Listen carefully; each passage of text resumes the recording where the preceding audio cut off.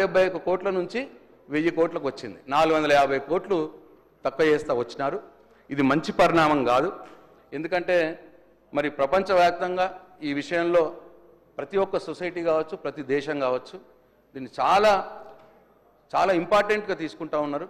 పర్యావరణ సమతుల్యం కావచ్చు, గ్రీన్ కవరేజ్ పెంచడం కావచ్చు, మానవాళి మనుగడకే ఉనికి వస్తున్న సందర్భంలో ఈ అడవులు పెంచడం, గ్రీన్ కవర్ పెంచడం అనేది చాలా ఇంపార్టెంట్. దీనికి ఇట్లా తక్కువ చేసి అలాట్ చేయడం మంచిది కాదని నా అభిప్రాయం. అట్లనే అధ్యక్ష, ఈ విషయంలో ఈ సమాజానికి అవగాహన కూడా కల్పించాలి. ఎందుకు మనకు అవసరం, గ్రీన్ కవరేజ్ ఎందుకు అవసరం అని చెప్పి అవగాహన కల్పించాలి. మరి ఒక స్టడీ ఏంటంటే అధ్యక్ష, 33% పచ్చదనం ఉంటే ఈ భూమి మీద 33% చెట్లు ఉంటే వాతావరణ సమతుల్యం ఉంటుంది అధ్యక్ష.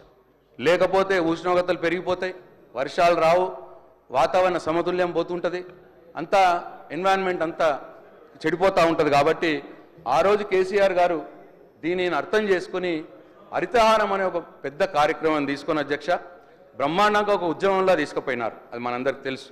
ఆ 10 సంవత్సరాల కాలంలో 10,822 కోట్లు ఖర్చు చేసి 273 మొక్కలు నాటడం జరిగింది. 273 కోట్ల మొక్కలు నాటడం జరిగింది. దీనివల్ల అంటే ప్రతి గ్రామంలో నర్సరీ పెట్టినాం అధ్యక్ష. ప్రతి ఇంటికి 5 చెట్లు ఇచ్చినాం. అడవులను ఫారెస్ట్ రీజనరేషన్ చేసినాం, అడవుల పునరుద్ధరణ చేసినాం. ఇట్లా చాలా ప్రకృతి వనాలు ఏర్పాటు చేసినాం. ఇవన్నీ చేయడం మూలంగా 7% గ్రీన్ కవరేజ్ పెరిగింది అధ్యక్ష తెలంగాణలో. నెవరింద ప్రపంచంలో ఎక్కడ కూడా జరగదు అధ్యక్ష. ఇట్లా కేసీఆర్ గారు తీసుకున్నటువంటి హరితహారం కార్యక్రమం వల్ల 7% గ్రీన్ కవరేజ్ పెరిగింది అధ్యక్ష. కానీ దురదృష్టవశాత్తు మళ్ళీ 15 నెలల కాలం నుంచి అడవులు కూడా కొడుతున్నారు అధ్యక్ష. నేనే నా నియోజకవర్గంలో కూడా చూస్తా ఉన్నాను నేను. మరి ఇది మంచి పరిణామంగా దీన్ని శ్రద్ధ తీసుకోవాలి ప్రభుత్వం. ఇంకొక 2-3% గ్రీన్ కవరేజ్ పెంచితే 33%కి చేరుతాం మనం. ఇది అందరి కోసం మనం ఉంటాం, మన పిల్లలు మన తర్వాత తరాలకు పనికొచ్చే విషయం కాబట్టి అధ్యక్ష నేను ఈ ప్రభుత్వానికి సూచిస్తా ఉన్నా, క్యాంపా ఫండ్స్ ఉంటాయి, దాన్ని ఎఫెక్టివ్గా వాడుకోండి. కేంద్ర ప్రభుత్వం నుంచి వస్తాయి, చాలా ఫండ్స్ ఉన్నాయి దీనికోసం, ఈ ఫారెస్ట్ రీజనరేషన్ కోసం, చెట్లు పెంచడానికి కోసం ఆ క్యాంపా ఫండ్స్ వాడుకోండి. అట్లనే మరి నిధులు తక్కువ చేయకుండా అవకాశం ఉంటే ఈ విభాగంలో పెంచాలని చెప్పి నేను ఈ ప్రభుత్వానికి సూచిస్తున్నా. అట్లనే లాస్ట్ ఎక్సైజ్ పద్ధతి అధ్యక్ష. ఈ ఎక్సైజ్లో అధ్యక్ష చాలా బాధాకరం. లాస్ట్ టైం ఏమో 38,000 కోట్ల ఆదాయాన్ని టార్గెట్ ఉండే 24-25. ఈ సంవత్సరం 50,000 కోట్ల ఆదాయం పెట్టుకున్నారు అధ్యక్ష. ఆదాయం టార్గెట్గా పెట్టుకున్నారు. అంటే 18,000 కోట్ల ఆదాయాన్ని పెంచాలా అని చెప్పి ఈ ప్రభుత్వం టార్గెట్గా పెట్టుకున్నది. మేనిఫెస్టోలనేమో మేము బెల్ట్ షాపులు తీసేస్తామన్నారు. మరి ఇప్పుడు ఆదాయం పెరగాలంటే ఎక్కువ మంది అమ్మాలంటే ఎక్కువ షాపులు కావాలి. అంటే బెల్ట్ షాపులు మీరు ఎంకరేజ్ చేస్తున్నట్టే అని చెప్పి నేను ఈ సందర్భంగా తమరి ద్వారా ఈ ప్రభుత్వానికి చెప్తా ఉన్నా. అట్లనే మీ కాంగ్రెస్ మేనిఫెస్టోలో పెట్టినట్టు బెల్ట్ షాపులు తీసేయడానికి ప్రయత్నం చేయండి, తీసేయండి అని చెప్పి ప్రభుత్వాన్ని నేను డిమాండ్ చేస్తా ఉన్నా. అదే అన్నారు, ఇప్పుడే పెంచుతున్న రేట్లు అన్నారు. అదే కొత్త బ్రాండ్లు, కొత్త బీర్లు, కొత్త బార్లు, మరిన్ని బెల్ట్ షాపులు. ఇదేనా ఈ కాంగ్రెస్ పార్టీ యొక్క పాలసీ, ప్రభుత్వం యొక్క పాలసీ అని చెప్పి నేను అడుగుతా ఉన్నాను అధ్యక్ష. తీవ్రంగా వ్యతిరేకిస్తున్నాం. ఈ ఆదాయం పెంచే మార్గం పెట్టుకోవడం అనేది మేము తీవ్రంగా వ్యతిరేకిస్తున్నాం.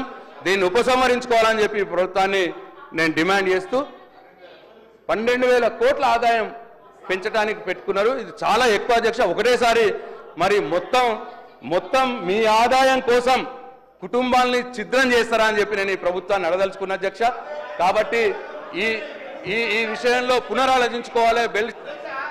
ఒక్క నిమిషం వెంకన్న సార్, చాలా సంతోషం. ఇప్పటికైనా బెల్ట్ షాపులు తీసుకొచ్చినాము, మేమే ప్రోత్సాహం చేసిన అని చెప్పిన ప్రశాంత్ రెడ్డి గారికి, ఆ టీఆర్ఎస్ పార్టీ ప్రభుత్వం సంతోషం. బెల్ట్ షాపులకు సంబంధించి స్పష్టంగా కూడా మా వైఖరి, బెల్ట్ షాపులను ఎంకరేజ్ చేయం. దానికి సంబంధించి ఈరోజు వారు చెప్తా ఉన్నారు ఏ విధంగా ఆదాయం పెంచాలని. ఆదాయం పెంచడానికి కేవలం రేట్లు పెంచడానికో లేకుంటే బెల్ట్ షాప్ పెంచడం కాదు అధ్యక్ష. లీకేజెస్ ఏదైనా డిపార్ట్మెంట్లో ఉంటే దాన్ని అరికట్టే కార్యక్రమం చేస్తామని చెప్పడానికే మేము ఆదాయం పెంచుతామని చెప్పాము.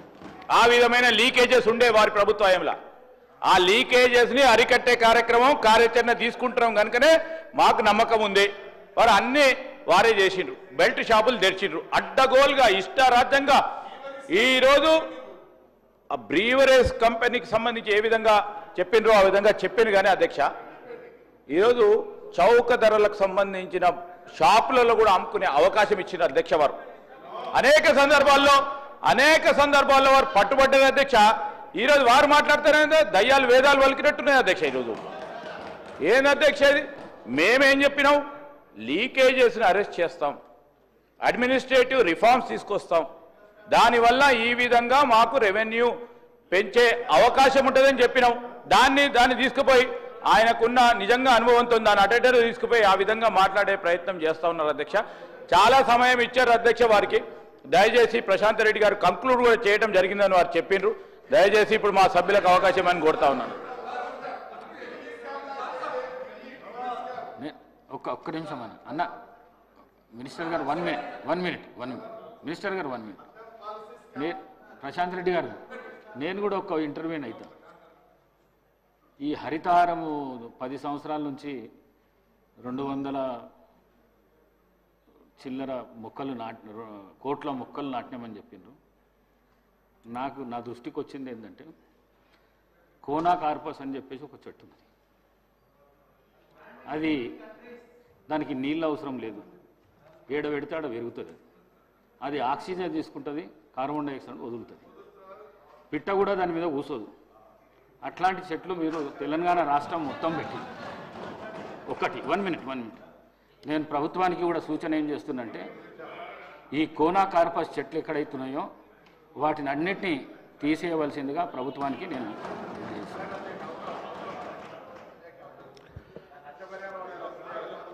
సార్ అది 270 కోట్ల మొక్కల్లో అనేక రకాల మొక్కలు ఉన్నాయి సార్. దాంట్లో మీరు చెప్పింది ఉంటే వెరిఫై చేపియండి సార్. అట్లనే వెరిఫై చేపియండి సార్. 1 మినిట్ ఒక్క నిమిషం 1 మినిట్ మీరు ఏ రోడ్డు చూడండి, ఏ ఊరు చూడండి. అయితే నేను చెప్పినాను సార్, అదే చెప్తున్నాను సార్. 7% గ్రీన్ కవరేజ్ పెరిగింది అని చెప్పినాం కదా సార్, అది లెక్కల్లో ఉన్నది. ఈ 7% గ్రీన్ కవరేజ్ పెరిగిన దాంట్లో ఎవెన్యూ ప్లాంటేషన్ అంటే రోడ్ల మీద పెట్టే మొక్కలతోటి 1% కూడా ఉండదు సార్. 5% ఫారెస్ట్ రీజునేషన్ ఏదైతే చేసినామో, ఫారెస్ట్ని సీడ్లు పోసి ఫారెస్ట్ని ఏదైతే పెంచిర్రో అటువంటి అన్నీ కూడా 6% అవే ఉంటాయి సార్. ఇవన్నీ ఒక 1-2% ఉంటాయి సార్. 5% ఆ ఫారెస్ట్ దాంట్లో ఉంటుంది సార్. అనేక అవార్డులు వచ్చినాయి సార్ హరితహారం ప్రోగ్రామ్కి. సరే మీరు చెప్పింది అదేదైనా ఉంటే ప్రభుత్వానితో చేపియండి సార్. 1 2 సార్, శ్రీధర్ బాబు గారు చాలా చిలక పలుకులు పలికినారు సార్. ఇప్పుడు నేనేమంటున్నా అంటే ఈ ప్రభుత్వానికి చిత్తశుద్ధి ఉంటే మీరు మేనిఫెస్టోలో చెప్పినట్టు బెల్ట్ షాపుల్ని తీసేయండి. ప్రభుత్వం మీదే ఉన్నది, మీరు మేనిఫెస్టోలో చెప్పినట్టు బెల్ట్ షాపులు తీసేయాలని చెప్పి నేను డిమాండ్ చేస్తూ అదే అధ్యక్ష బెల్ట్ షాపులు తీసేయాలి. అట్లనే ఆదాయం 12,000 కోట్లు. 12,000 కోట్లు అంటే మామూలు మాట కాదు సార్. 12,000 కోట్లు ఇవాళ పెంచాలా అనంటే ఎన్ని రేట్లు పెంచుతారు సార్? ఏం చేస్తారు సార్? ఏ పిలుపురేది ఉంటుంది సార్?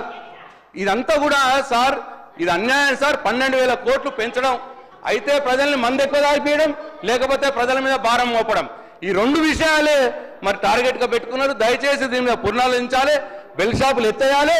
ఈ 12